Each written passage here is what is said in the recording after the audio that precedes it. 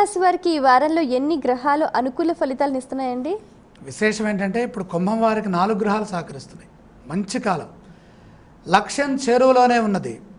లాభంలో రవిబుధులు, తృతీయంలో చంద్రుడు, జన్మస్థ శుక్రుడు. శ్రద్ధ మిమ్మల్ని గొప్పవారిని చేస్తుంది. ధైర్యంగా నిర్ణయాలు తీసుకోండి. ఆర్థికంగా శుభకాలం, అనేక విధాలుగా కాలం అనుకూలంగా మారే అవకాశం ఉంది. అంటే స్థిరపడతారు. గృహప్రాప్తి కూడా ఉన్నది. జీవితాశయాలు నెరవేరుతాయి. నూతన బాధ్యతలు వస్తాయి. క్రమక్రమంగా జీవితాశయాలు నెరవేరుతాయి. గృహంలో శుభ ఫలితాలు ఉన్నాయి. అపార్థాలకు తావు లేకుండా పనిచేయండి. స్పష్టమైన నిర్ణయంతో గందరగోళ పరిస్థితులు దూరం అవుతాయి. ప్రయాణ లాభం ఉన్నది. అనవసర వ్యయం తగ్గించే ప్రయత్నం చేయండి. అధిక నష్టం రాకుండా జాగ్రత్త పడండి. కుంభరాశి వారు పఠించవలసిన స్తోత్రాలు ఇవ్వండి.